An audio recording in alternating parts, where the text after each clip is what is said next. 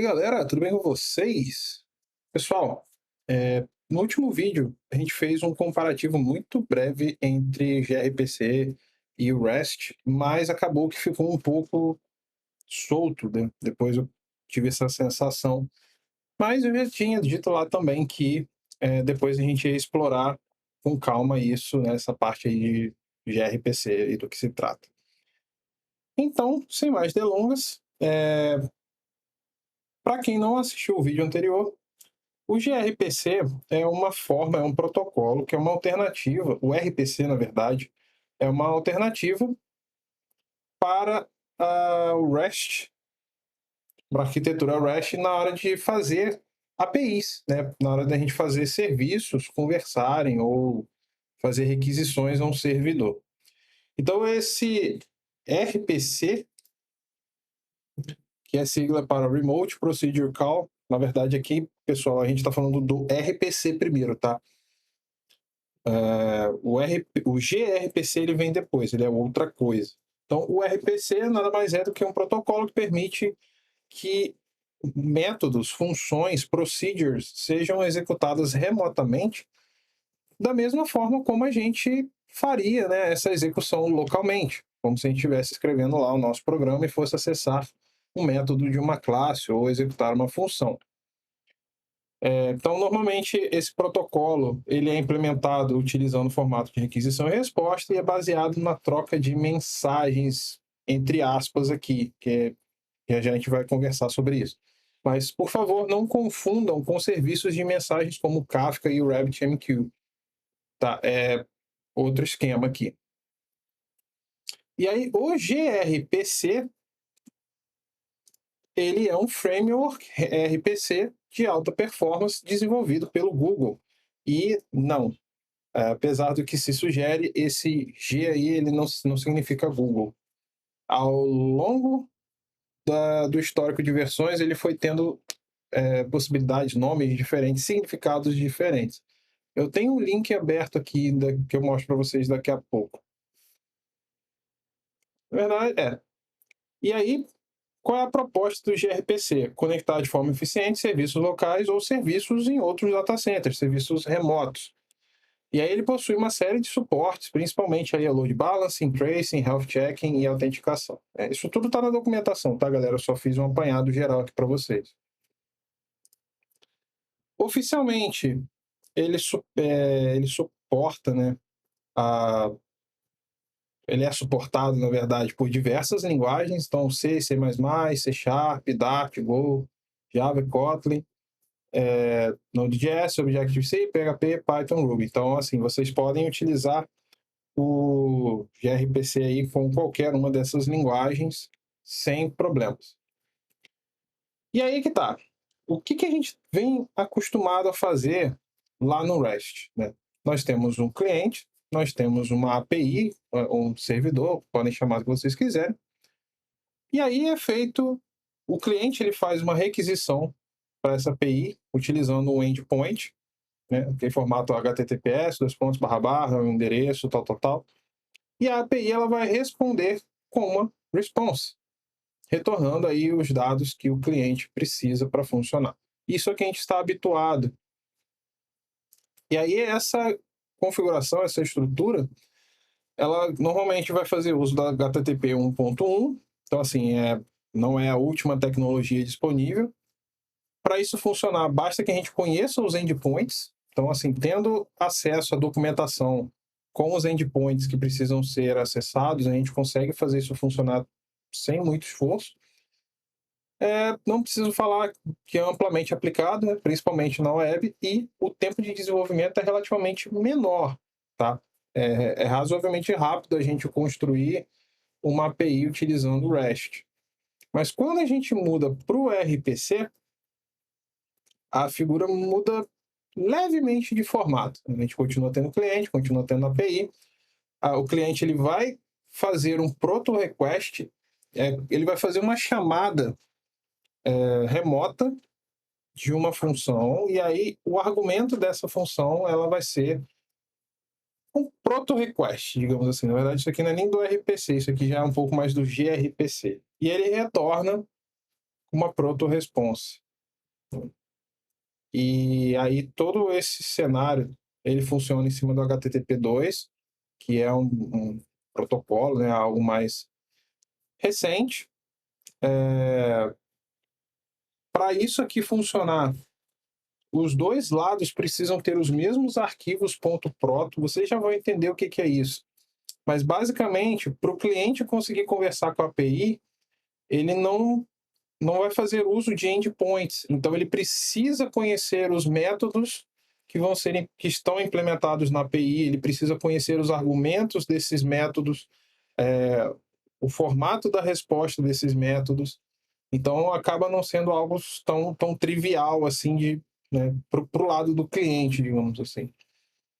E aí, por conta desse detalhe de implementação, o RPC e o gRPC, eles geralmente vão ser utilizados para comunicação interna entre serviços. Então, assim, é muito comum a gente encontrar o RPC ou o gRPC implementado em aplicações com a arquitetura, o formato de microservice, né, microserviços, onde a comunicação da API com os serviços ou a comunicação entre os serviços vai fazer uso desse protocolo do RPC. E aí, o tempo de desenvolvimento desse cara, ele é relativamente maior do que o REST também, principalmente se a gente for utilizar essa estrutura de microserviços. Beleza? E aí, como que geralmente a gente vai encontrar? O que a gente vai encontrar é algo assim. A gente vai ter o cliente, a gente vai ter a API, e a gente vai ter a nossa aplicação quebrada em serviços, que seriam, cada serviço desse é como se fosse um microservice, um microserviço. Reparem que eu misturei aqui inglês com português, beleza. E aí, como que fica a dinâmica? A comunicação entre o cliente e a API, ela continuaria sendo feita utilizando o REST. E aí a comunicação da API com os serviços seria feita utilizando RPC. Bruno, por que a gente não usa o REST para comunicar a API com os serviços também? Dá para fazer? Dá para fazer. Mas uma das grandes vantagens do RPC é justamente o desempenho, a performance, a latência que ela é mais baixa. Porque no RPC, o que vai trafegar através dessas chamadas vão ser binários. Os binários, primeiro que eles são a linguagem, digamos assim, o formato de que os computadores entendem por natureza, e segundo que eles têm um tamanho reduzido.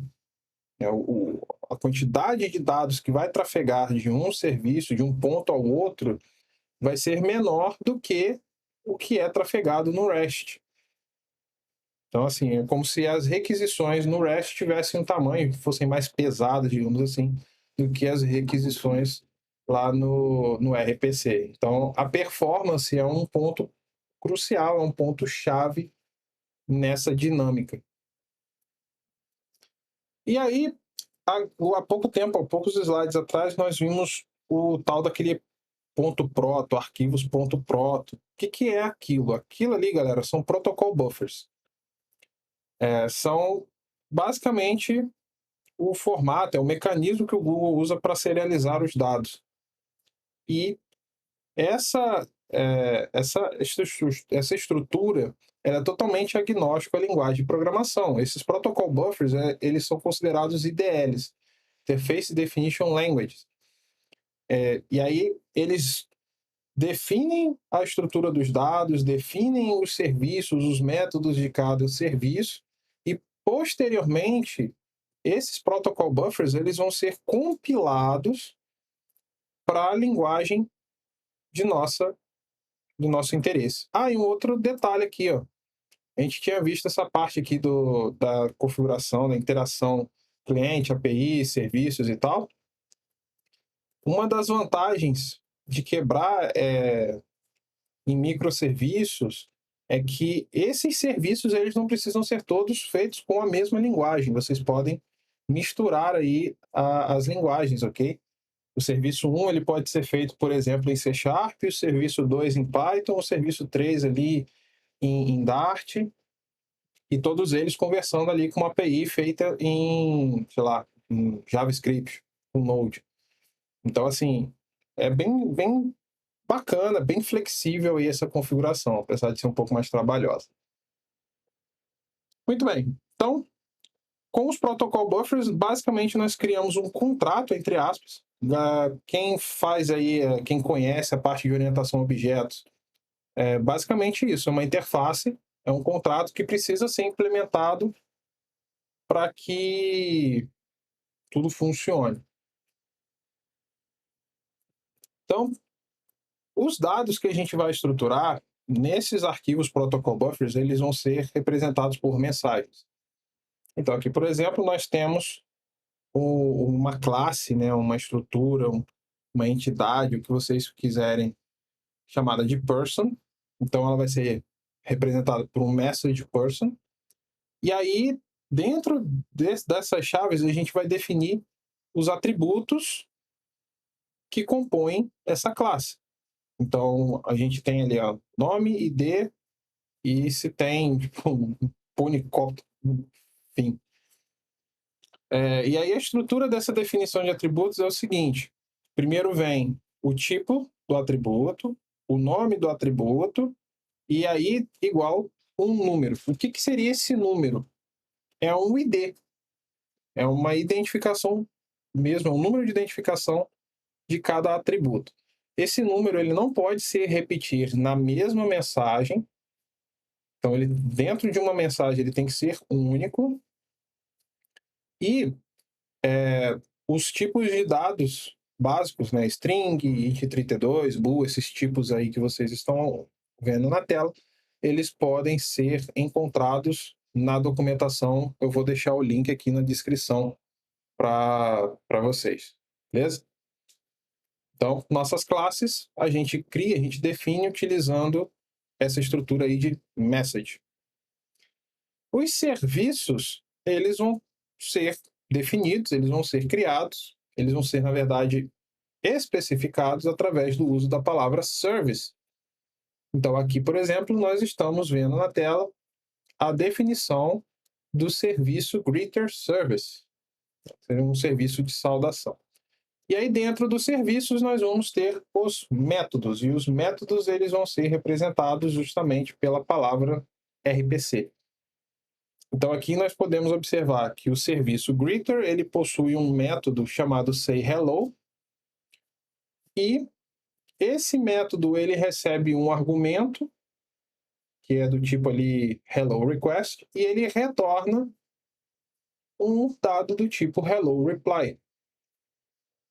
E aí a gente especifica como a finalização sendo essas chaves, mas poderia também ser um ponto vírgula, não precisaria ser esse abre e fecha as chaves. E aí aqui embaixo nós temos duas messages, que seriam as classes, digamos assim, que especificariam o formato do hello request e do hello reply. No caso do hello request, ele tem um atributo, que seria o nome da pessoa, né? E o hello reply, ele tem um atributo string, que seria a mensagem. Então, aqui, basicamente, é o seguinte, o método sayHello, a gente informa o nome da pessoa e ele retorna uma mensagem de boas-vindas, uma saudação, por exemplo. Tranquilo? Então, a estrutura do método é isso. RPC, o nome do método, o argumento do método, returns, né? Retorna, e o argumento, o tipo do argumento de retorno. Aqui os serviços eles suportam 4 tipos de métodos: os unários, server streaming, client streaming e streaming bidirecional. O que significa isso? Esse método que a gente viu aqui agora, ele é um método unário. O que significa isso? Significa que vai ser enviado uma única requisição e vai ser obtido uma única resposta. Aqui é como se fosse uma requisição REST normal. Quando a gente tem o server streaming, o que significa isso? A gente vai mandar uma única requisição, porém o servidor ele vai retornar uma sequência, um fluxo de mensagens. De forma análoga, o client streaming, o cliente ele vai enviar uma sequência de mensagens através de uma stream, né, um fluxo, e o servidor ele vai retornar uma única resposta. E aí, consequentemente, o streaming bidirecional significa que ambos, cliente e servidor, enviam sequências de mensagens através de streams. E a questão da geração do código, né? Os protocol buffers, eles são agnósticos à linguagem, então eles precisam passar por um processo de compilação. E aí, o nome do compilador chama-se ProtoC. Eu já mostro para vocês como que vocês vão instalar esse cara e a utilização dele. Mas vamos ver isso justamente num exemplo, para a gente poder fixar, na verdade, para a gente dar um contexto melhor, né? Para a gente ver o negócio acontecer. Então, a aplicação que a gente vai fazer aqui é de locais favoritos. A API principal vai ser feita em cima de REST, né? E aí, para esse contexto aqui, vai ser como se fosse o cliente ali do RPC.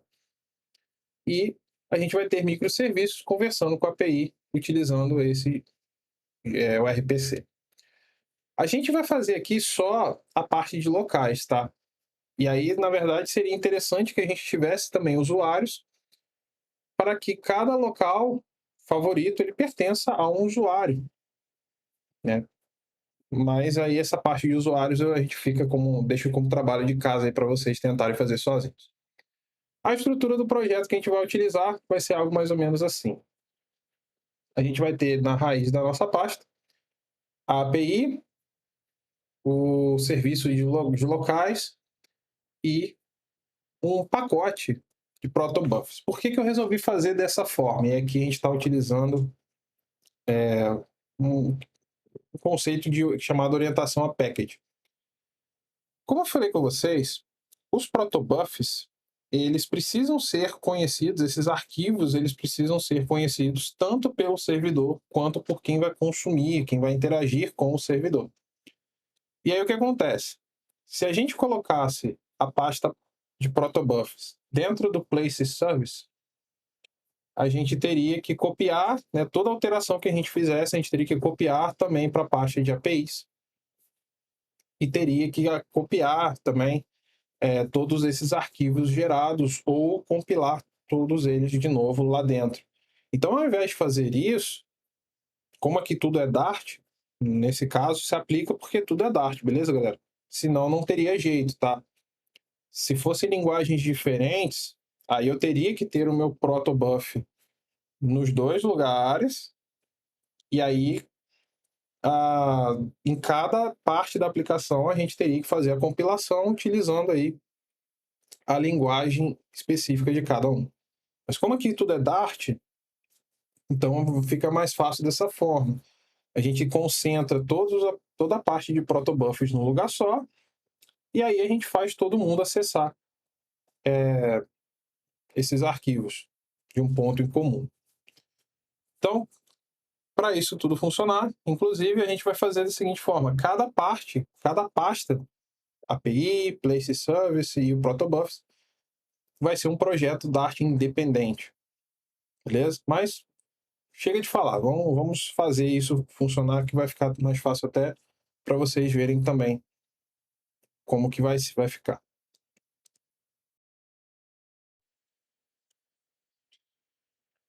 Antes da gente começar a criar os projetos, deixa eu só apresentar a documentação para vocês. grpc.io, esse é o site aqui do gRPC. Aqui vocês encontram detalhes, descrições, quem vai fazer, quem utiliza. Aqui vocês têm o About com mais informações sobre o gRPC. E aqui vocês têm a documentação. Tá? Então aqui, ó, suporte oficial, todas as linguagens suportadas. Não preciso dizer que aquela tabela que eu mostrei para vocês é do dia em que eu gravei esse vídeo. Pode ser que daqui a um tempo ele tenha suporte oficial para mais linguagens. E aí aqui vocês têm introdução ao gRPC, conceitos e tal. Então, tudo aqui bonitinho. Recomendo muito. Inclusive, esses exemplos que eu mostrei para vocês são todos daqui, ok? Tudo está na documentação. Inclusive, ele ilustra aquele último cenário que eu falei com vocês. A gente tem clientes ou serviços de várias linguagens que conseguem interagir entre si, porque esses arquivos proto, eles são meio que comuns uns aos outros, né? Então, para a gente começar, a gente vê aqui no Dart, ó, quais são os pré-requisitos? O que vocês precisam ter? O Dart instalado, versão 2.12 ou maior. E aí, galera, pode ser tanto o Dart SDK ou pelo Flutter, ok? O Flutter, se não me engano, a partir do Flutter 2, ele já vem com o Dart também. Então, se vocês já tiverem o Flutter instalado, versão 2.0 ou acima, vocês provavelmente já têm o Dart também. Aí é só fazer uma verificação da versão ser compatível. Então, ele já dá aqui instruções de instalação, tanto do Dart quanto do Flutter. Eu tenho um vídeo aqui no canal, vou deixar o card para vocês do processo de instalação. Vocês vão precisar também do compilador do Protocol Buffer, o ProtoC, que a gente comentou agora há pouco. A gente tem também instalações, processo de instalação, está aqui bem documentadinho para vocês. Esse processo ele é bem simples, tá? E no caso do Dart, vocês também vão precisar instalar o ProtoC em Dart. É um plugin que adiciona a possibilidade de exportar, de compilar para o Dart. E aí, para ativar esse plugin, vocês vão executar aqui, ó, Dart Pub Global Activate, ProtoC underline plugin. E vocês vão precisar também atualizar o path de vocês, caso já não esteja atualizado, para conseguir enxergar tudo que estiver aqui dentro da pasta .pub-cache/bin. Aí, deu erro aqui, ó. Vou ver se ele vai carregar agora. Aí, pronto. Processo de instalação. Então, se vocês estiverem utilizando Linux ou macOS, está aqui. Se vocês estiverem utilizando Windows, vocês vão ter que utilizar o download, vocês vão ter que fazer o download manualmente. Mas, enfim, está tudo bem especificado, bem explicadinho aqui para vocês. Sobre os protocol buffers, tá aqui, ó. Vou deixar esse link na descrição também. Vocês têm aqui o overview com problemas que ele resolve, os benefícios do uso de protocol buffers e tal. A questão dos tipos básicos de dados, tá aqui, ó, Language Guide, Proto3. Vocês têm aqui, ó, Scalar, Value Types. Aí ele diz para vocês, no arquivo Proto, quais são os tipos disponíveis básicos e quais são os respectivos tipos nas outras linguagens para cada um desses caras aqui. Então, recomendo também que vocês leiam com calma. E só para fechar aqui a parte da curiosidade, né, do significado do G do gRPC, a cada release ele significa uma coisa. Então, na versão 1.0 significava gRPC, na 1.1 significava bom, good, na 1.2 significava green, e por aí vai. Então, segue aí a curiosidade para vocês. No caso do Dart, para a gente fazer isso tudo funcionar, a gente vai precisar desse pacote aqui, gRPC, que no momento da gravação desse vídeo estava na versão 3.0.2. E onde a gente for lidar com protobufs, a gente também vai precisar aqui do pacote protobuf. Tranquilo? Então vamos lá. Partindo do princípio que vocês estão com tudo configurado, vou abrir aqui meu terminal. Programming. Vou aqui YouTube. Vou criar aqui uma pastinha, vou chamar de gRPC Places.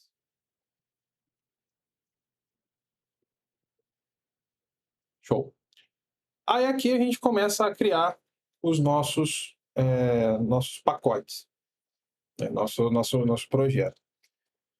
Não sei se vocês já sabem disso, mas aqui, Dart Create -T, se vocês derem um Enter só assim, ele mostra para vocês quais são, deixa eu aumentar aqui um pouquinho, os templates disponíveis. Então, Dart Create -T, ele mostra para vocês os templates disponíveis. Um deles aqui é Console Simple, outro é Console Full, Package Simple, Server Shelf e Web Simple. Para a API, nós vamos utilizar o template Server Shelf. Então, Dart Create -T, Server-Shelf, e aí que eu vou chamar simplesmente de API. Para o protobuf, como ele vai ser um pacote, a gente vai utilizar o template aqui do Package Simple. Então, Dart Create -T, Package Simple, -simple. Vou chamar simplesmente de protobufs. E, por fim, para o nosso serviço propriamente dito, a gente vai utilizar, pode ser tanto o console simple quanto também o console full. Eu prefiro o console full, porque aí ele deixa uma estrutura mais separadinha, fica mais legível, na minha opinião. Então, console full, que eu vou chamar aqui de Places Service. E, beleza, já temos aqui nossa estrutura básica criada. Vou fazer aqui para vocês, ó, code. Vamos abrir a pasta aqui da API. Opa, tinha umas coisas aqui no fundo. Dessa vez eu testei, né, galera?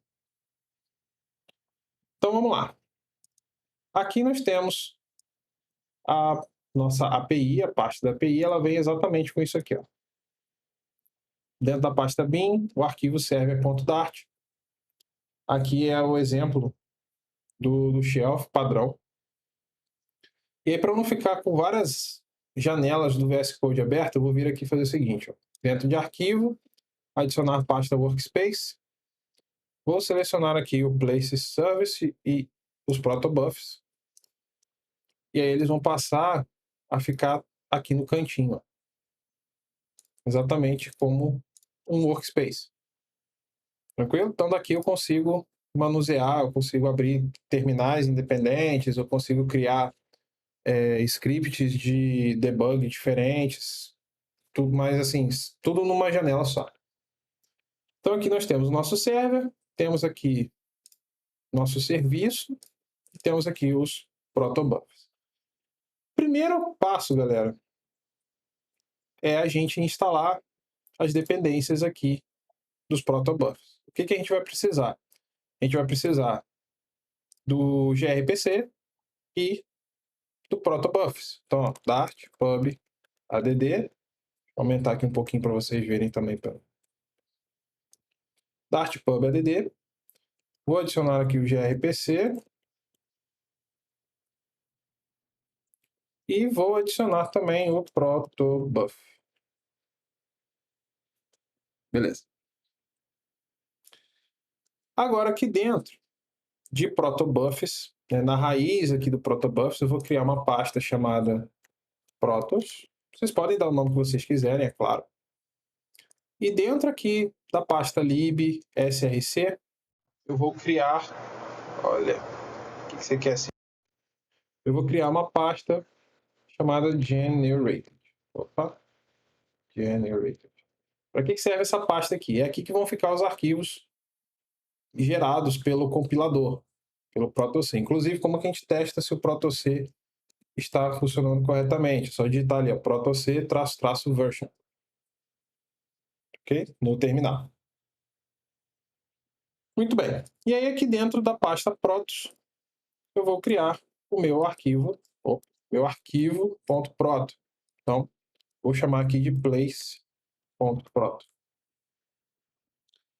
Existe uma extensão, galera, do VS Code que vocês podem utilizar para dar o syntax highlight aqui dos proto files, o protobuf files de vocês, que eu não me lembro.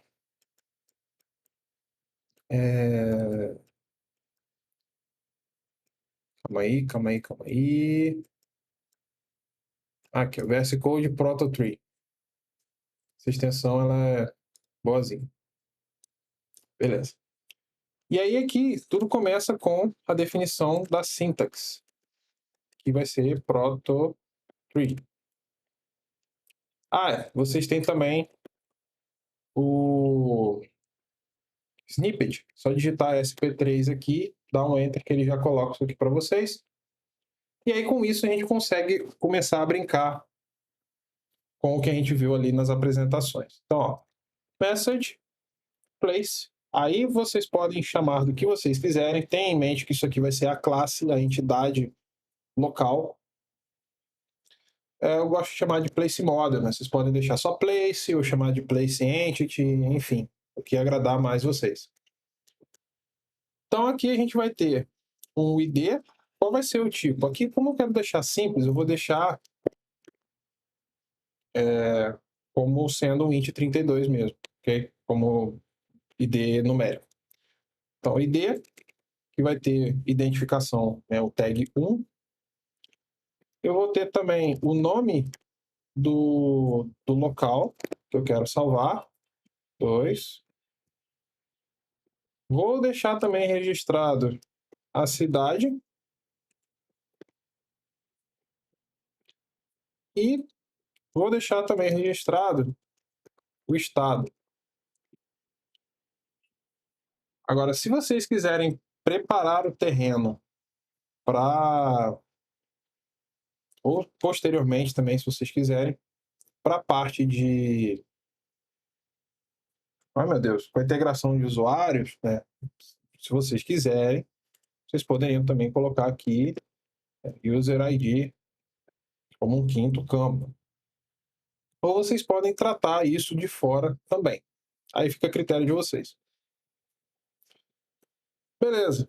Como que eu compilo isso? E aí agora vem um comando, eu sei que ele é grande, vou até deixar a pasta generated aqui aberta para vocês verem o que vai acontecer. Vamos lá. No caso aqui, galera, eu estou na raiz do meu pacote. Então eu vou digitar aqui o comando protoc para invocar o compilador. Deixa eu subir aqui um pouquinho mais o meu terminal. Protoc. Vou especificar a linguagem de saída, que no caso aqui vai ser --dart _out. Se vocês forem utilizar Go, seria Go out. Se fosse Python, Python out, por aí vai, entenderam? --dart _out igual a grpc, 2 pontos. Aí aqui eu vou informar o caminho de saída, né, onde os arquivos compilados vão ficar. No caso aqui vai ser na pasta lib/src/generated. Passo aqui também a flag -i maiúsculo, que aí seria a pasta com os arquivos proto, que fica ali na pasta protos. E aí aqui eu especifico qual é o arquivo que eu quero compilar. No caso aqui, pasta protos /place.proto. E pronto, só dá enter. Feito isso, vocês vão ver que agora aqui na pasta generated nós temos 3 arquivos. place.pb.dart, place.pbenum.dart e place.pbjson. Esse PB aí é de protobuf, né? O place.pb ele vai conter toda a definição da classe em si. Então, place model, construtor, enfim. Place model from buffer, from JSON. Então, temos construtores nomeados aqui também. Não mexam em nada aqui, tá? Isso aqui é gerado totalmente de forma automática. Se a gente tivesse algum enum aqui dentro, a gente veria alguma coisa aqui, e aqui fica a parte da serialização, né, com a parte do JSON, que a gente também não mexe em nada, ok? Então, a gente tem esses arquivos aqui que foram gerados automaticamente. Quando a gente for definir o serviço, a gente vai ver que vai aparecer mais um aqui. Vamos fazer isso agora logo, então. Service, place, places. Quais os métodos que a gente vai ter nesse serviço? O que ele vai disponibilizar para a gente? Então, RPC, vou criar um método aqui que eu vou chamar de getAllPlaces. Esse método ele vai ter um argumento de entrada, ele vai retornar algo na saída. Posso deixar aqui com formato de abre e fecha chaves, ou posso colocar simplesmente ponto e vírgula. Tranquilo? E aí o que falta eu fazer? Falta eu definir o tipo, né, das classes desses argumentos de entrada e saída, que por sua vez vão ser mensagens também. Message. Vou chamar aqui de getAllPlaces request. Então, esse cara aqui vai ser o tipo do argumento. E vou criar também aqui uma outra message para ser o getAllPlaces response. E aí, galera, volto a dizer, vocês podem chamar do que vocês quiserem, ok? Eu só achei, assim, eu gostei bastante desse formato, porque fica muito claro do que trata-se cada coisa. Na verdade, eu errei aqui, tá? Não é return, é returns. Olha o syntax highlight fazendo diferença aí. Beleza. O que vai ter nesse request aqui de entrada? Por enquanto, nada. Porque como eu quero todos os locais, eu não preciso passar nada. Dica, se vocês forem resolver lá a questão de vincular esses locais a usuários, vocês poderiam colocar aqui tranquilamente o user ID, de forma que, né, vocês tenham esse valor para utilizar como filtro na hora de acessar lá o banco de dados. Mas como a gente não está implementando isso aqui, eu vou deixar simplesmente vazio. Existe um padrão que eu também já observei, que foi o seguinte: quando vocês não passam nada para a entrada, algumas pessoas definem aqui o empty ou void, só para deixar claro que assim, ó, esse método ele não espera nada, né, nenhum argumento, nenhum dado aqui de entrada. Então, mais uma vez, fica a critério aí de vocês. E o getAllPlaces response, a resposta. O que vai ter aqui dentro? Aqui vai ter uma lista de locais. Como que a gente diz uma lista aqui no protobuf? É só utilizar a palavra repeated. Repeated, o tipo do dado, place model, e o nome dele. Então, podemos chamar aqui de places. Tranquilo? Então, esse aqui é o tipo do argumento, o tipo da resposta aqui do retorno. E nessa classe, nessa resposta, nós vamos ter um atributo places, que vai ter todos os locais aí a serem listados. Já vou deixar também aqui um create place, porque aí a gente também quer ser capaz de adicionar um novo lugar, né? Eu vou deixar só esses dois, dá para a gente fazer um CRUD completo aqui e tal, se vocês quiserem, podem fazer aí também para atualizar, para deletar, enfim. Então, eu vou criar aqui os argumentos, os tipos message, create, place, request e message, create, place, response. No request, o que a gente precisa passar? Nome, cidade e estado. Todos esses campos, pessoal, eles são nullables, tá? Então, se vocês quiserem passar um place model aqui também, vocês podem, mas eu prefiro passar separado. Então, string name, string city, string state. E aí, qual é o tipo de retorno aqui? O que ele vai retornar para a gente? A gente quer justamente a lista, né, o lugar novo. Então, ele vai retornar um place model, um local completo, chamado simplesmente de place. E aí agora a gente especifica esses caras lá no nosso declaração, na definição do nosso RPC. Tranquilo? E agora? Terminou? Não. O que falta a gente fazer? Isso, exatamente. A gente tem que compilar esse arquivo para que essas modificações sejam refletidas aqui nos nossos arquivos .dart. Então, ó, de novo, protoc --dart _out igual a grpc, dois pontos. Qual é a pasta ali onde vão ser colocados, onde vão ficar os arquivos gerados? lib/src/generated -isom,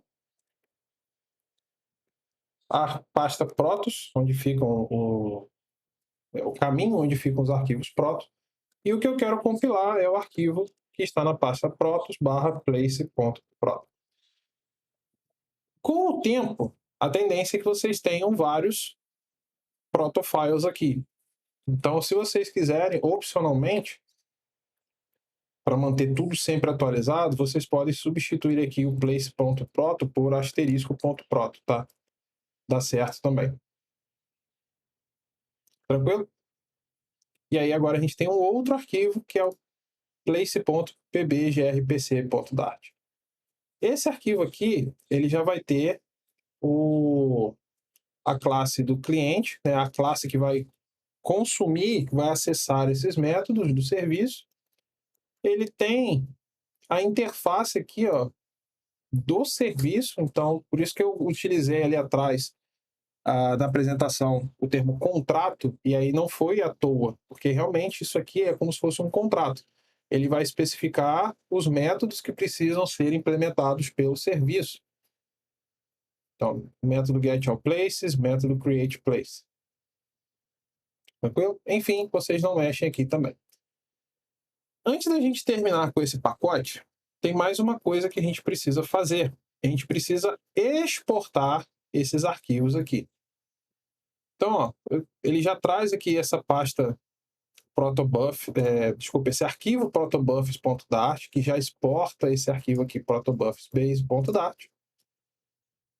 Vocês podem ou exportar esses caras para cá, ou vocês podem deletar e fazer os exports direto aqui, enfim, o que vocês acharem mais conveniente. Eu vou deixar esses exports declarados aqui. Vou deletar essa parte de exemplo, que a gente não vai utilizar, e nem a parte de teste também. Lembrando que é importante testar a aplicação de vocês, tá, galera? Então aqui, ó, export generated barra place.pb.dart export generated barra place.pb_num export generated place.pb_grpc e export generated place.pb_json. Bruno, não tem uma forma de melhorar, deixar isso mais fácil, mais rápido e tal? Tem extensões que vocês podem procurar aqui no VS Code que vão permitir essa praticidade, né? Ela faz um arquivo, ela cria um arquivo para vocês e já colocam esses exports todos nele. Mas, enfim, estou fazendo aqui na mão para vocês verem como que é. E pronto, tá? Uma vez exportados todos os arquivos aqui da pasta Generated, está pronto a parte do pacote. É isso que a gente queria fazer por enquanto. Tranquilo? Agora a gente pode partir para o serviço. Então, aqui no serviço, eu preciso adicionar o grpc e eu preciso adicionar também o meu pacote protobufs, para ele poder enxergar essas classes, esses arquivos que foram gerados pelo compilador. Então, vamos lá. Antes de mais nada, vou adicionar aqui o grpc, e aí olha só o que eu falei com vocês sobre trabalhar com workspace. Ó. Eu fui abrir um novo terminal, ele me dá a opção de especificar para qual pasta, né, eu quero abrir. Então, vou selecionar aqui o Place Service. E aí, com isso, o que a gente vai fazer? Dart, add, Dart pub, add, nossa, deu branco aqui.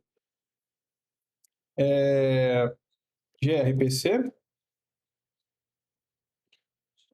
Isso. E, bom, nosso pacote protobufs, ele não é um pacote que está disponível lá no pub.dev. Como que a gente faz para importar, para usar esse pacote aqui dentro? Dentro das dependencies, nós vamos passar aqui, ó, protobufs, o nome do pacote. E ao invés de especificar um número de versão, a gente vai especificar o path dela, que nesse caso está um nível atrás da pasta da place service, barra, e o nome da pasta protobufs. Na hora que vocês salvarem, ele vai reclamar, dizendo que os pacotes publicáveis não podem ter dependências com o path, né, dependências locais. Para a gente resolver, é só a gente vir aqui em cima e passar aqui, ó, publish, underline to, none. Ou seja, a gente não vai publicar esse pacote. E aí ele para de reclamar. Tranquilo? Beleza. E agora, o que a gente vai fazer? Primeiro de tudo, vamos criar aqui o nosso serviço propriamente dito. Vou deletar esse cara aqui. Também vou deletar aqui a pasta teste. Lembrando, teste é importante, tá? Mas é só para a gente... Não faz muito, não está muito dentro do nosso escopo aqui. Então vamos lá. Classe, places service, extends. Aí olha só que bacana. Lembra da interface que eu falei com vocês? Ó? Places service base. Aí ele já vai reclamar para a gente, ó, missing complete implementations. Ele está dizendo que falta implementar os métodos create place e get all places. Então, para a gente resolver aqui, ó, vou clicar aqui na lâmpada, ou clicar aqui, apertar aqui o Ctrl ponto ou Command ponto, quem tiver no Mac, criar os dois overrides que ele está reclamando aqui. Esse import que ele faz automático, ele é um arquivo dentro do pacote lá do gRPC. E, sinceramente, isso me incomoda. O que eu faço? Eu deleto essa linha e faço o import novamente aqui do service call, utilizando o pacote gRPC. Só para ele, né? Para quebrar a linha aqui no final, depois do request, eu vou colocar vírgulas. E aí, na hora que eu salvar isso aqui, ele já deixa organizadinho para a gente. Tranquilo? Bom, para deixar uma coisa um pouco mais próximo da realidade, eu vou utilizar aqui meu Docker, um banco de dados, que é o Postgres. Vou pegar um Docker Compose dele aqui embaixo. Vou copiar isso aqui e vou fazer os ajustes que eu precisar. Então, ó, dentro aqui do Place Service, na raiz dela, vou criar um novo arquivo, docker compose.yaml. Vocês podem usar o banco de dados que vocês quiserem, tá, galera? Então, a versão aqui 3.6, que eu estou acostumado. E vou chamar aqui, eu vou especificar um serviço que eu vou chamar de placesdb. Poderia deixar só db, porque é só ele, tá? Mas, enfim. A imagem Postgres mesmo, ele deve pegar aqui a latest. Restart, eu gosto de deixar o on failure, pelo menos para desenvolvimento, mas vocês podem manter ali como always. Não vou utilizar esse adminer aqui, vou tirar ele fora. Vou precisar de acesso à porta dele, que é a 5432. Então, eu vou mapear a porta 5432 do container com a porta 5432 do meu computador. E vou deixar também aqui especificado um volume. Volumes. Para que serve isso? É para a gente não perder os dados depois que a gente desligar aqui, né? Digamos que vocês não vão começar a assistir esse vídeo agora e vão terminar depois.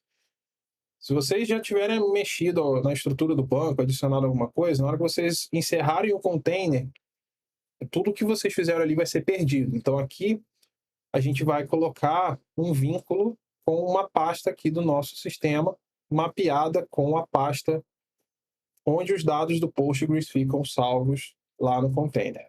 Vou colocar aqui na pasta ./data E aí eu vou associar esta pasta. Ele tem aqui embaixo pgdata. Aqui, ó. /var, /lib, /postgresql, /data. Então, vou fazer essa associação aqui. Aí existem as variáveis de ambiente que vocês podem configurar. Postgres password, Postgres user. O password ele já deixou um aqui definido, chamado de exemplo. O usuário padrão do Postgres é Postgres. Posso definir aqui também um Postgres _db, que é o nome do banco de dados que a gente vai utilizar. Vou chamar ele aqui justamente de places _db. Enfim, configurem aí do jeito que vocês quiserem, com o banco de dados que vocês quiserem.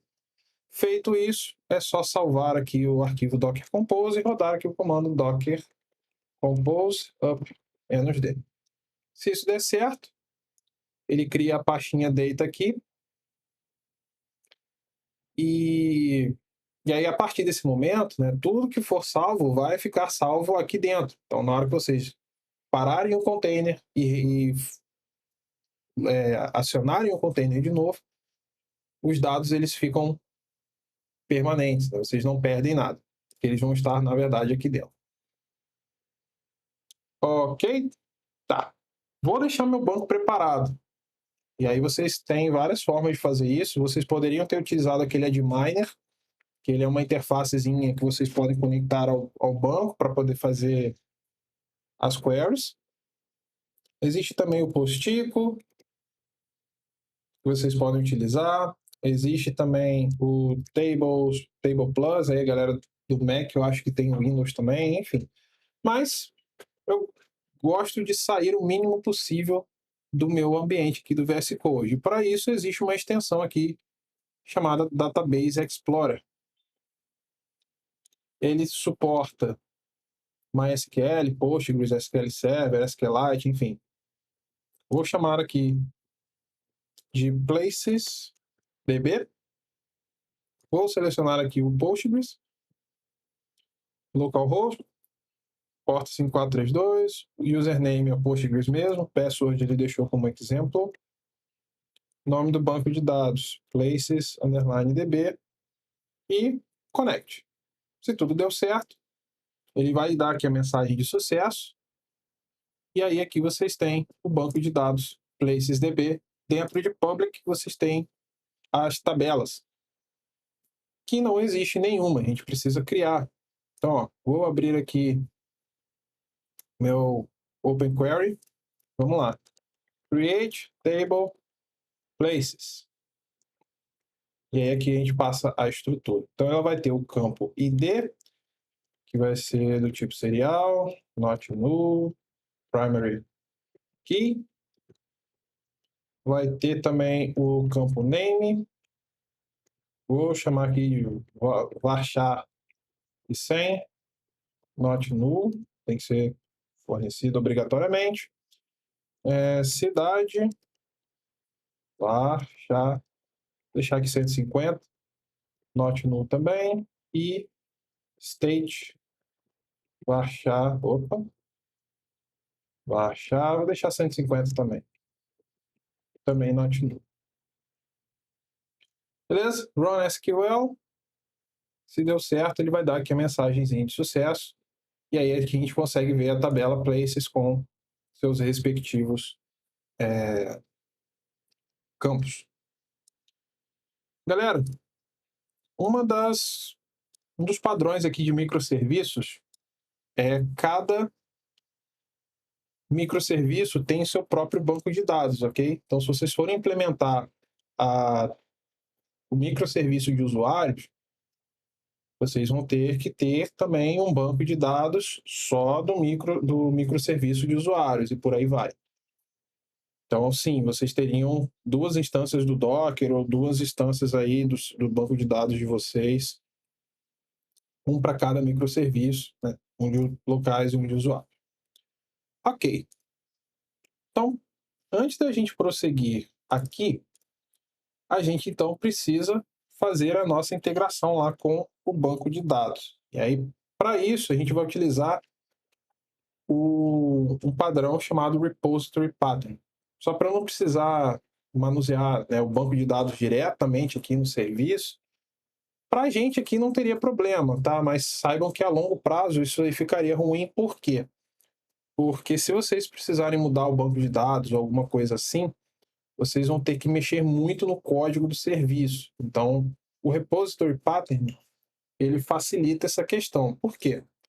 Porque aqui, ó, a gente vai ter dentro da pasta lib, src, repositories, repositories. A gente vai ter uma interface, que eu vou chamar aqui de places repository. Aí vocês veem o que vocês querem fazer, tá? Tem gente que gosta de chamar a interface de repository e a implementação colocar um impl no final. Tem gente que gosta de chamar a interface com i, começando aqui como se fosse um i places repository, para dizer que é uma interface. Enfim, aí vocês façam como vocês acharem melhor. Vou chamar aqui então abstract class, é assim que a gente declara interfaces no Dart. Places repository. E aqui a gente começa a definir os nossos métodos. Então a gente vai ter, né, segundo lá o nosso place.proto, a gente vai precisar de duas coisas. A gente vai pegar todos os locais e a gente vai criar um local. Então, se a gente vai ter que acessar todos os locais, então a gente vai ter que ter um método.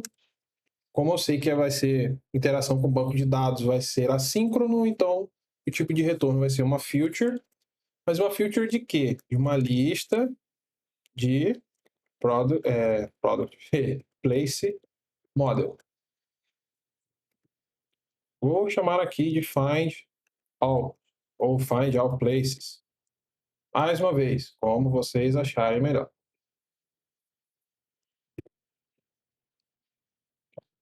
Não preciso de nenhum argumento de entrada e vou também criar aqui uma feature que vai me retornar um place model,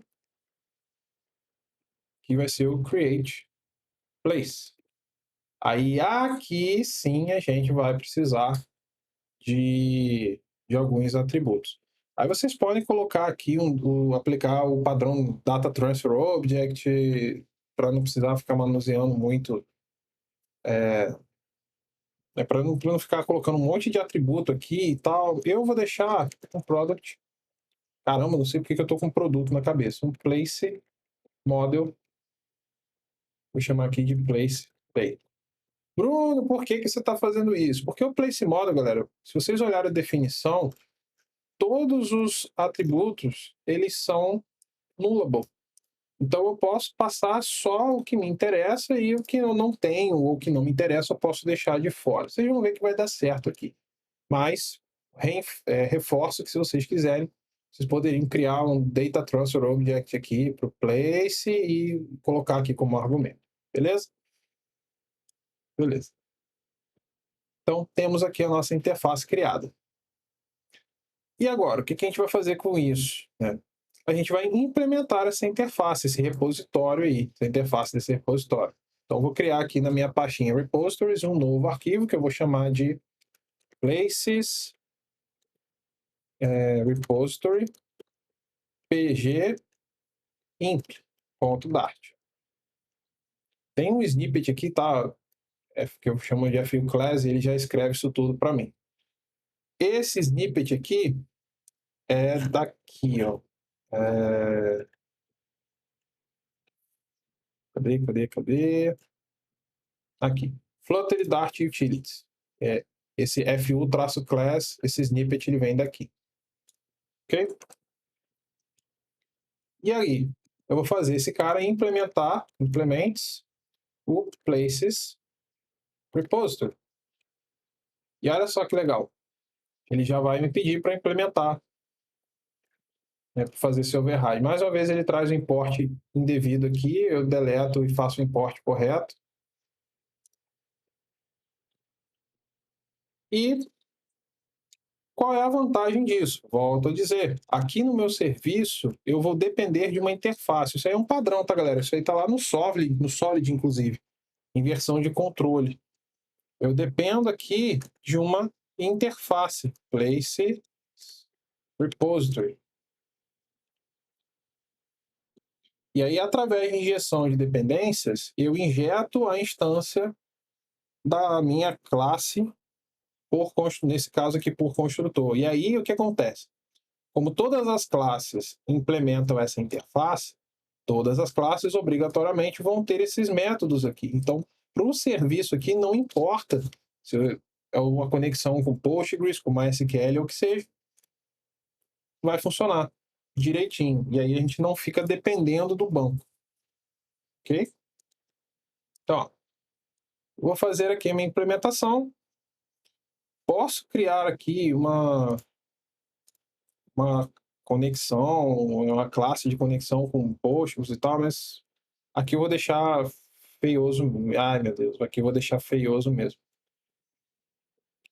Eu vou chamar aqui de Postgres. Na verdade, eu preciso adicionar a dependência. Como eu vou trabalhar com Postgres, galera, existe o pacote Postgres. Então, Dart, Pub, add, Postgres. Isso vocês vão adicionar no Place Service, tá? É no microserviço. Agora, Postgres, SQL Connection. Vou chamar aqui de Connection. Deixar aqui como nullable. E aí, aqui dentro, Connection é igual a Postgres, SQL Connection. Quem é o host? Localhost. A porta. Na verdade, eu vou deixar isso aqui fora. Senão eu vou precisar em todo método repetir essa mesma trecho de código. Então, places, PostgreSQL implementation, ele vai fazer essa configuração aqui para a gente. Porta 5432. Nome do banco de dados, a gente definiu ali que vai ser o places DB. E eu preciso também especificar aqui username, que é o Postgres, padrão, e o password, que é o example. Pronto, já tem aqui minha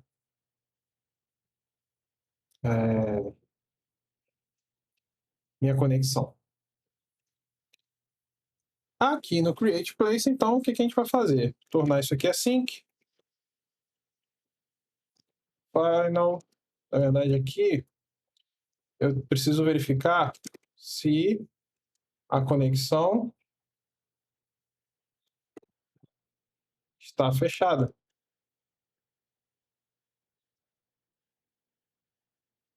Aqui não vai ser nulo, porque eu já coloquei, eu já fiz a atribuição aqui no construtor. Então, se ela estiver fechada, await connection.open. E aí aqui a gente começa a trabalhar. Então, no Postgres tem um método bacana, que é o Mapped Results Query. Eu gosto de trabalhar com ele. O que esse método retorna para a gente aqui? Ó? Uma feature de uma list de map de string, map string dynamic. Eu sei, gigante. Mas é isso mesmo. Então, final. Isso tudo aqui. Results é igual ao await. E aí essa string aqui é justamente a nossa query. Então, ó, vou deixar aqui string de múltipla linha, só para ficar melhor visível para a gente, né, mais legível. Então, insert into places. O que a gente vai inserir aqui? Um nome, cidade, estado, values. Aí aqui, para a gente interpolar, né, tem aqui, ó, isso aqui é do Postgres, tá? Isso não é do Dart. Então aqui a gente vai ter name, @city, @state, e aí aqui existe, no método mapped results query, existe o substitution values, e é um map, onde a gente especifica aqui, ó, name, que vai ser substituído ali no lugar do name? Place data, ponto name. Cidade, city, place data, ponto city. State, place data, ponto state. Só que olha só, para eu ter algum dado retornando daqui, eu preciso literalmente fazer isso aqui ainda na query. Returning, e aí eu especifico o que eu quero retornar. Nesse caso, eu quero retornar tudo. Aí ele vai me retornar o ID, nome, cidade, estado. Tranquilo? Bom, muito bem. Ele está reclamando por causa do null. Se isso deu certo, então o results ele não vai estar vazio, ele vai ter alguma coisa. Então, se isso aqui deu certo, final map string dynamic place, vou chamar aqui de new place data, né? Os dados do novo local vão estar em results ponto first, né? Vai ser o primeiro item dessa lista. E aí isso aqui é um map, tá? E a primeira chave é o nome da tabela. Então aqui vai ser places. Bruno, como é que você sabe disso? Documentação, galera. Leia uma documentação do pacote. Show? E agora? Bom, se isso aqui deu certo, né? Então agora eu posso criar aqui final place model. New place é igual a um place model. Só que aí eu poderia passar aqui, tá vendo? Um por um, ID, nome, estado, cidade, tal. Só que aí o que acontece? Existe um método, né? Que aí a gente acessa aqui como um ponto. O que seria esse ponto? Seria a mesma coisa de eu fazer exatamente isso aqui, ó. Declarei um local novo e depois eu vim aqui e fiz new place, ponto, e acessei o método dele. Só que ao invés de eu fazer isso, opcionalmente o Dart ele dá essa estrutura aqui pra gente, ó. Ponto. E o nome desse método é merge from proto.tree.json. Esse proto.tree.json é o formato de map que a gente está acostumado, tá? Cuidado, porque o from.json, to.json aqui com protobufs, com arquivos gerados por protobufs, eles funcionam de forma um pouco diferente. Porque as chaves, ao invés de serem os nomes dos campos, né, ID, nome, cidade, estado, elas passam a ser representadas pelo ID, pelo número de identificação do campo. Então, vocês teriam, respectivamente, 1, 2, 3 e 4 ali como chave. O que dá essa questão de compatibilidade com esse formato aqui que a gente está habituado é esse proto.tree.json, ok? E aqui, como argumento, eu passo o new place data e pronto. O que ele vai fazer? Ele vai pegar esses dados aqui, desse map, e vai, entre aspas, fundir nesse objeto aqui, nessa instância. Ok?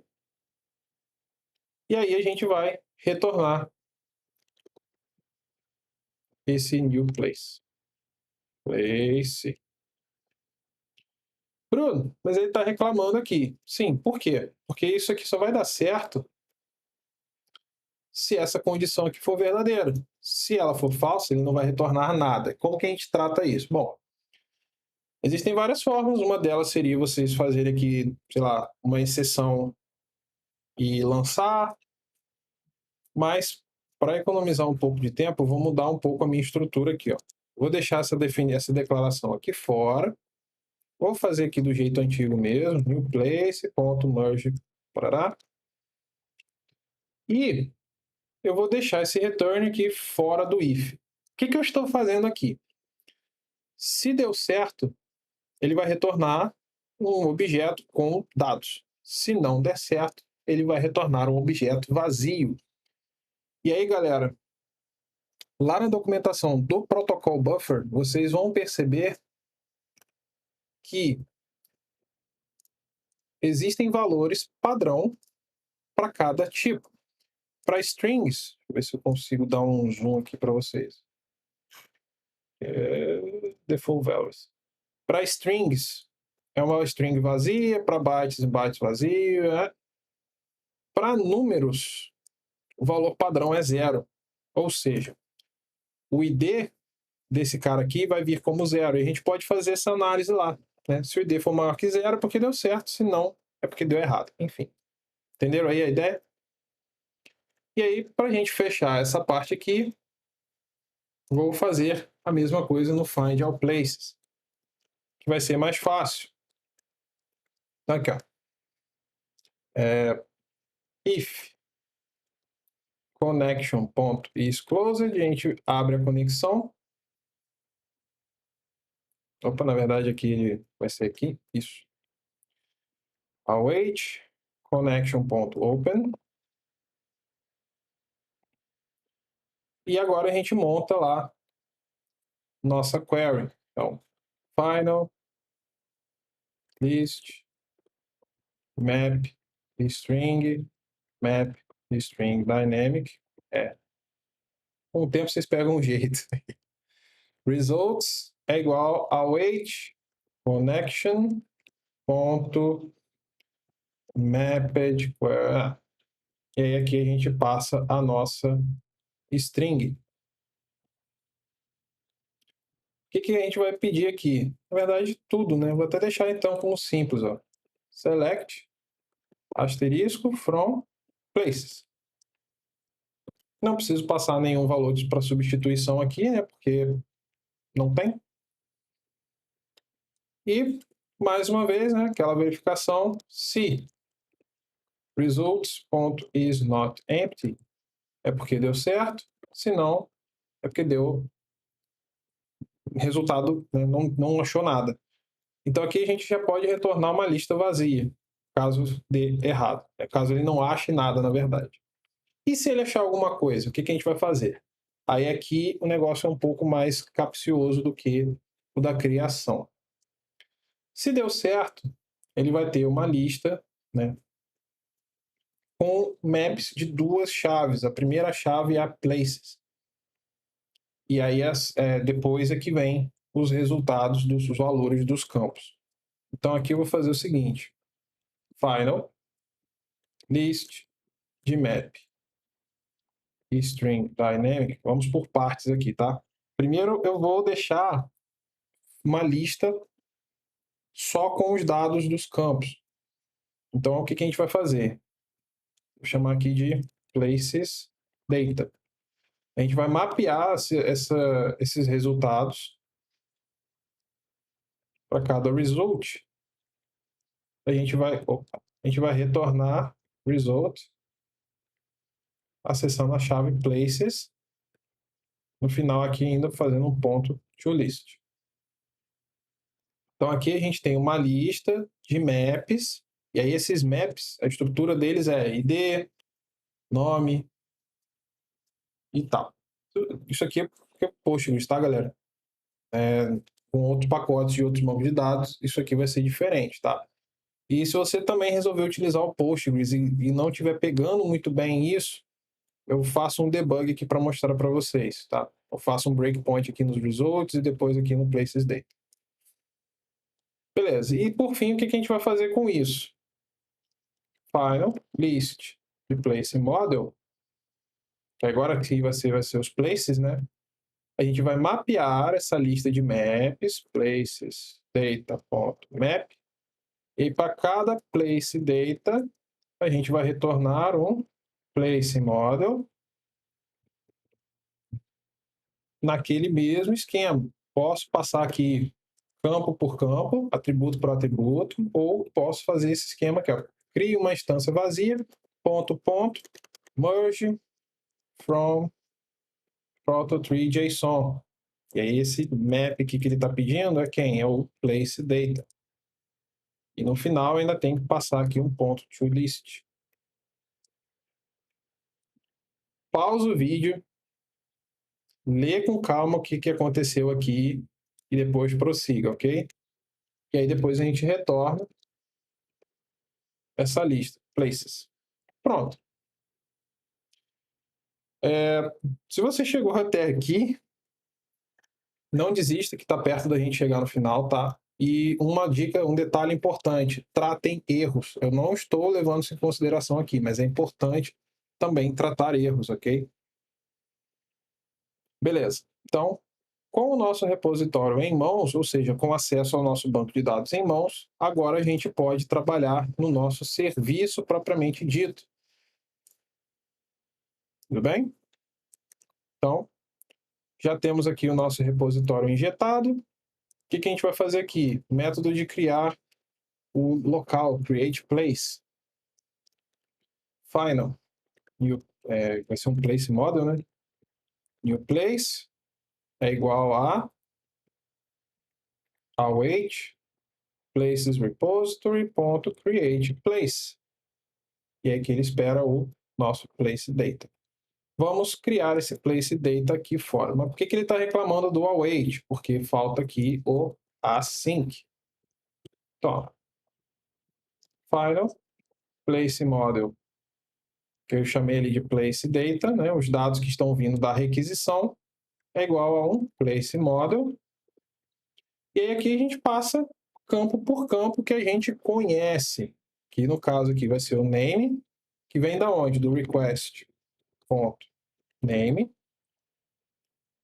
A cidade, request.city, e o estado, que é o request.state. Pronto. E aí a gente passa esse argumento aqui para o nosso createPlace, que vai retornar um local completo. E aí agora a gente vai fazer o quê? A gente retorna isso aqui, ó, createPlaceResponse. Então a gente cria essa instância aqui, createPlaceResponse, e o place aqui vai ser o nosso new place. Ok? Bruno, estava aqui fazendo lá com try-catch e tal, se desse errado. Beleza, vocês fariam que é um throw grpc error. Ponto. Aí vocês têm vários tipos aqui, tá? Daria para fazer dessa forma. E o get all places. Já vou colocar o async aqui também, porque eu sei que ele vai reclamar. Mesmo esquema. Final list de place model. Isso aí é o repositório que vai entregar mastigado para a gente, tá? Então, vou chamar aqui de all places. É igual a await places repository ponto find all places. E aí o que a gente vai retornar? Exatamente aqui, ó, get all places response. Então, return get all places response, passando aqui dentro, né, o argumento places, all places. E está pronto o nosso serviço, né, a classe de serviço. O que falta a gente fazer para finalizar esse cara? A gente tem que criar o servidor, o microserviço, né? O servidor do microserviço, que fica aqui dentro da pasta bin. Ok? Para a gente fazer isso, é aqui a pasta main. Vou deixar, remover esses imports aqui. Vou transformar isso aqui em async. E agora, galera, a gente vai criar um server. Então, final server. E aí é o import do gRPC. É igual a um server. Nesse server, a gente precisa declarar obrigatoriamente a lista de serviços. Então, aqui, ó, eu vou ter uma lista de serviços. Opcionalmente, eu posso declarar também uma lista de interceptors. E, por fim, eu posso registrar codecs. Codec registry. E aí eu vou registrar aqui o gzip codec. Isso aqui é como que ele vai fazer o encoding dos headers, né, dos pacotes. E aí, beleza.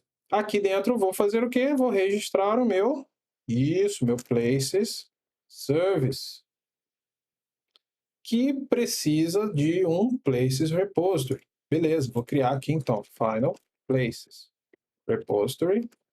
Vou chamar só de repository. E vou deixar places repository, vai, para manter o padrão. Places repository imp. pg imp. E aí eu vou pegar essa instância e vou injetar aqui no meu construtor. Beleza. E agora? Agora é só a gente fazer aqui, ó, await server.serve. Qual é o endereço? Vou colocar aqui, ó, internet address, ponto .npv4, ou vocês podem colocar 0.0.0 na porta 50.051. Na verdade, a gente não precisa declarar isso aqui, tá? Ele já tem o valor lá padrão. Posso deixar isso aqui de fora e definir só a porta. Pronto. Mais fácil. E aqui embaixo, por fim, vou deixar uma mensagenzinha. Places, service, running. É o serviço de locais rodando na porta.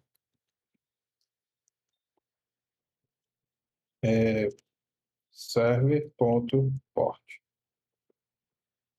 Pronto, está pronto o nosso microserviço. Ok? Por fim, agora a gente pode começar a trabalhar na nossa API.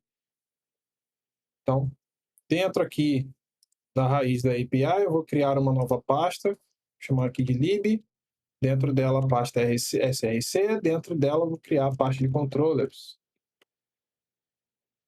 E dentro aqui das minhas controllers eu vou criar o places controller.dart. Isso aqui vai ser uma classe comum, places controller. E aqui a gente então vai precisar, aí aqui já é a API, tá, galera? Então a gente vai ter as rotas, cada rota vai ter o seu controller. Então aqui a gente vai ter um método response, que vai ser um get all places, e aqui ele tem um request.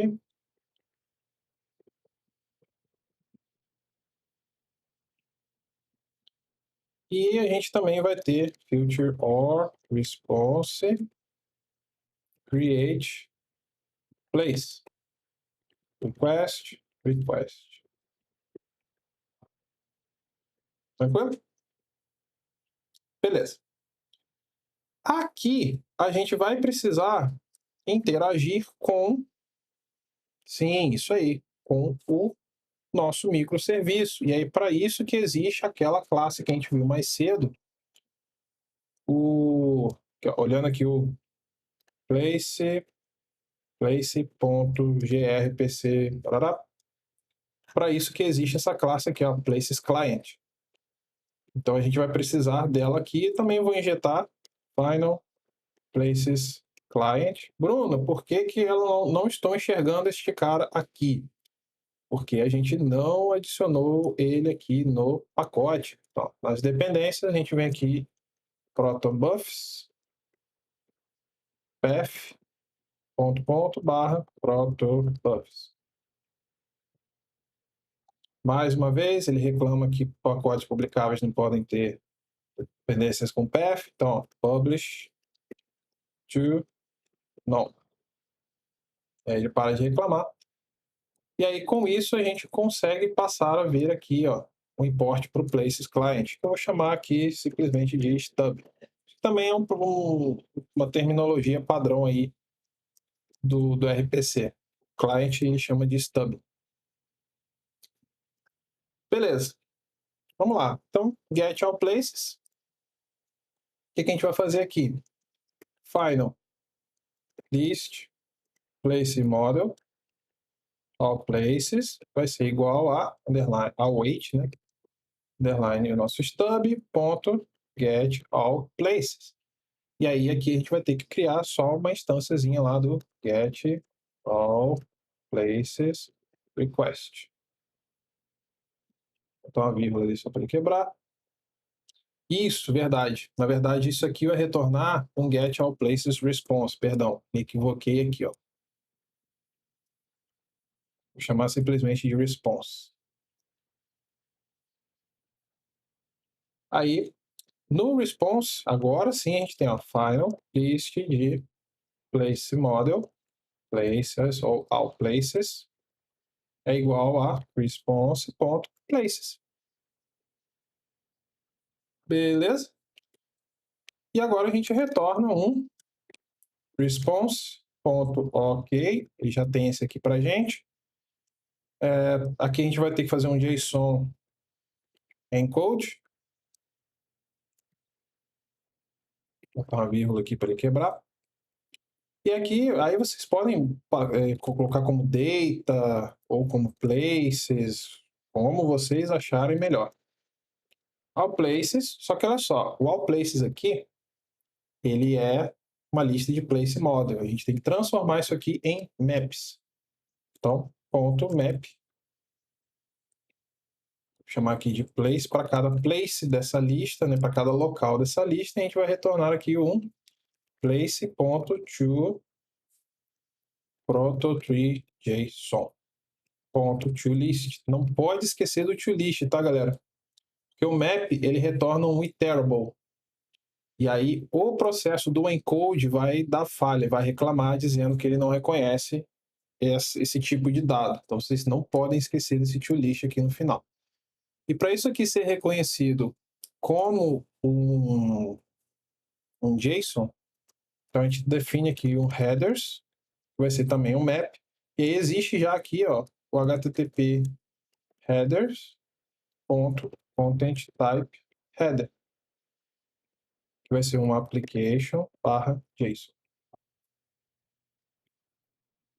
Beleza? Agora é só a gente fazer a mesma coisa aqui no create place, que vai ser um pouco mais delicado. Assim, por quê? Porque agora a gente vai receber dados através do corpo da requisição. Então, aqui, ó, final string, e aí elas chegam como string, tá? Places, na verdade, place, né? Data string é igual a await request.read as string. O que o read as string faz aqui, galera? Ele faz isso, né? Ele retorna uma filter contendo o corpo da requisição como um string. E aí, para a gente transformar isso aqui em map, final map string dynamic place data é igual a JSON decode, e a gente passa aqui a nossa string, e ele transforma isso em map para a gente. Ok?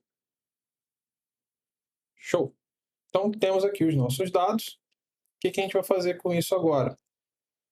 Final create place response é igual a underline stub ponto create place, e aí aqui ele espera um create place request. E aí aqui dentro do request a gente passa os nossos dados. Então aqui, ó, name, place data, chave name, city, place data, chave city, state, place data, chave state. Na verdade, faltou aqui, ó, response. Me faltou o await, meu Deus. Pronto. Isso vai retornar para a gente o create place response. Se deu certo, final place model new place é igual ao response.place. E com isso a gente pode retornar aqui um response. Como foi um create, a gente pode colocar só um response. Aí aqui ele aceita um código, que vai ser um 201. E aí no corpo, a gente passa lá o JSON encode. Botar as vírgulas aqui para ele quebrar. Place, ou new place, ou data. Volto a dizer o que vocês quiserem. New place, ponto. to JSON, né? Proto.tree JSON e os headers. HTTP header.content type header application barra JSON. Certo? Falta fazer o que agora? Falta a gente configurar as nossas rotas. E aí, com isso, a gente vai fazer aqui na pasta bin. Vou tirar aqui o que a gente não precisa. Tiro isso tudo daqui. Tiro isso tudo daqui. Vou trazer aqui a declaração da minha rota para dentro do main mesmo. E agora, o que a gente vai fazer? Aqui, a gente vai precisar, primeiro, criar o nosso channel. E aí, para isso, a gente vai precisar, mais uma vez, do nosso pacote gRPC. Se a gente observar aqui o PubSpec, ele não existe. Então, vamos fazer essa adição. Vou criar aqui no meu terminal, clicar no maisinho, vou selecionar aqui a opção da API, Dart, Pub, ADD, gRPC. Pronto, adicionou o pacote. E aí, aqui com isso, a gente consegue criar um novo client. Então, final client. Vou chamar aqui de places client. É igual a um client. Só que o client ele precisa de um channel. Então, ó, final client channel. Eu também vou chamar aqui de places channel. É igual a um client channel. O host vai ser o localhost mesmo. A porta 50051. E os options aqui, ó. Deixa eu botar o ponto e vírgula para ele quebrar.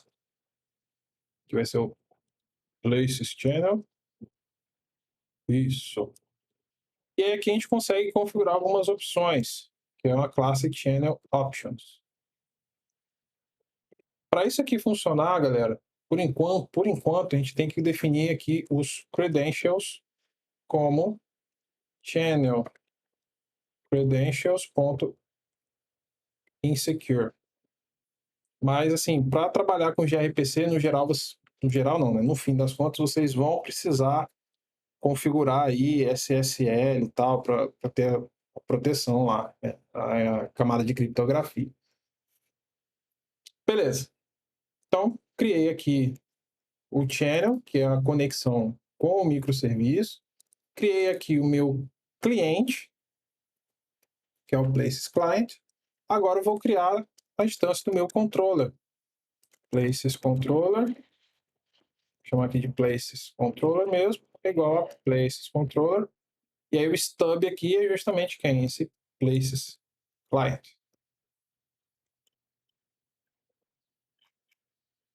Na verdade, eu criei errado, perdão.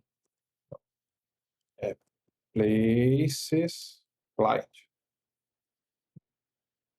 Pronto. Desculpa aí, galera. Tudo bem. Por fim, falta a gente fazer o quê? Configurar aqui as nossas rotas. Então, vou ter aqui a rota, um get na rota /places. E aí, o que vai fazer? O que vai acontecer aqui? Ó, places controller ponto get all places. E vou criar também um post também aqui na rota /places. E aqui vou atribuir o places controller ponto create place. Tranquilo? Eu vou mudar só aqui, ó, o número da porta para rodar na 3000, que eu já tenho algumas coisas que eu costumo usar no 8080, então vou deixar aqui na porta 3000 e, galera, depois de não sei quanto tempo, depois de 1 hora, estamos prontos. Vamos testar isso tudo. Então, aqui no Dart, no VS Code, vou criar aqui um arquivo launch.json. Vou criar um aqui na API. E aí aqui eu posso até especificar aqui o program. O que o program vai fazer?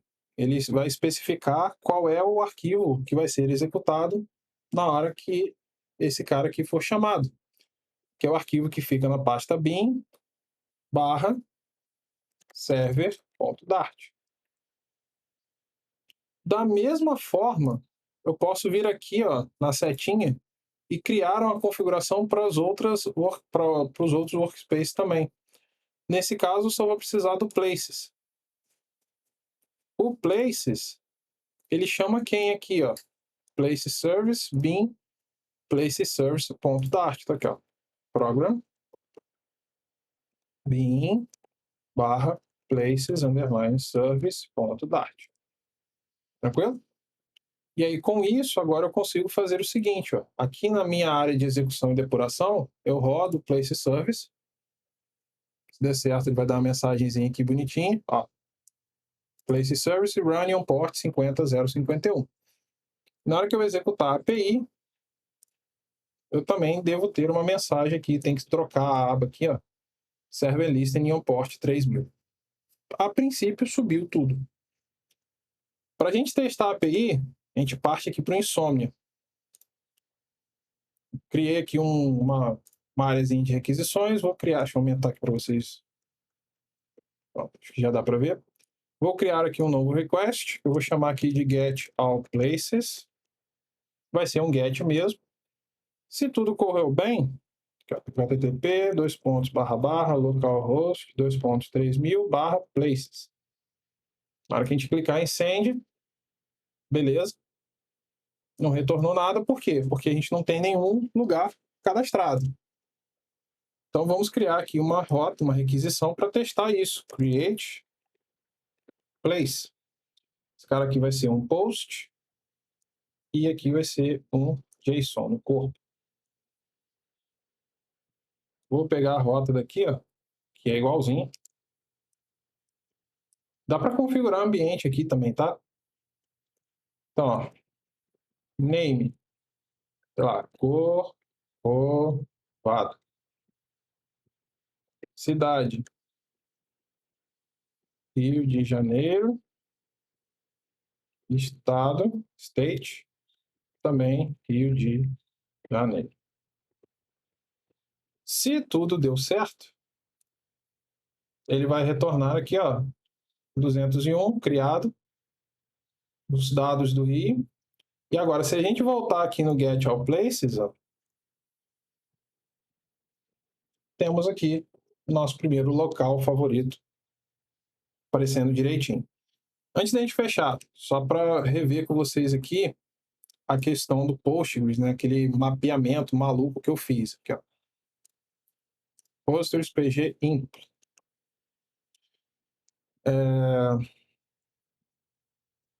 Aqui, ó, Find All Places. Vou colocar um breakpoint aqui, vou colocar outro aqui. Vamos ver se vai dar certo. Na hora de listar aqui, ó. Como eu falei com vocês, os results, eles vão ter esse formato aqui, ó. Ele vai ser uma lista de maps. Esse map, ele tem uma chave, que é o nome da tabela.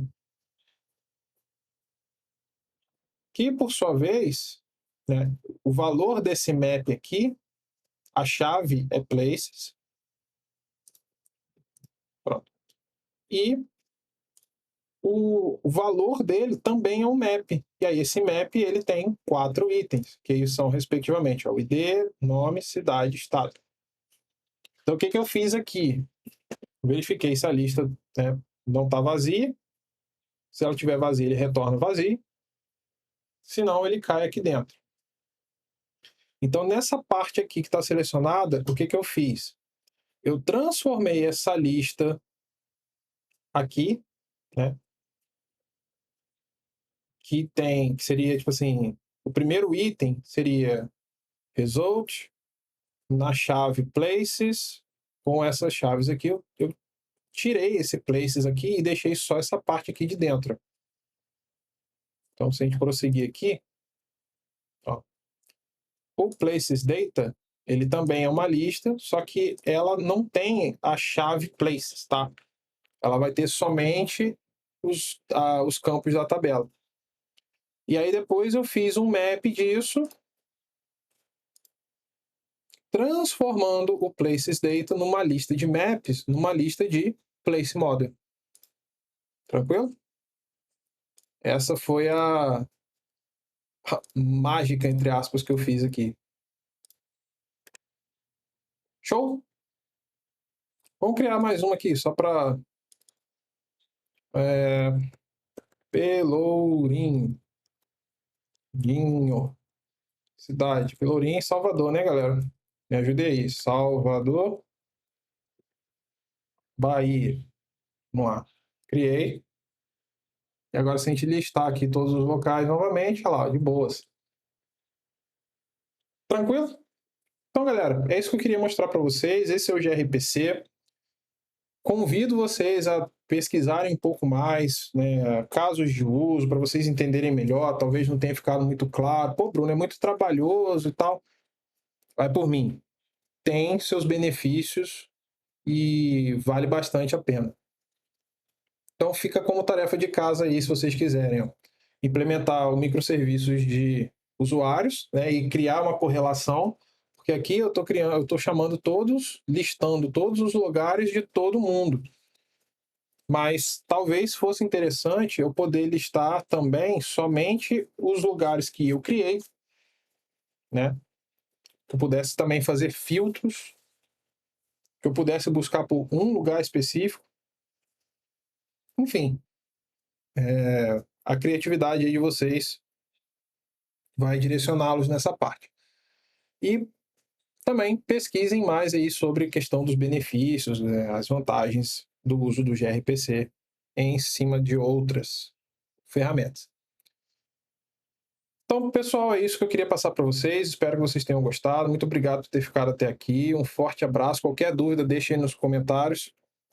Não deixe de se inscrever no canal, não deixe de dar o like aí no vídeo, que ajuda bastante a gente.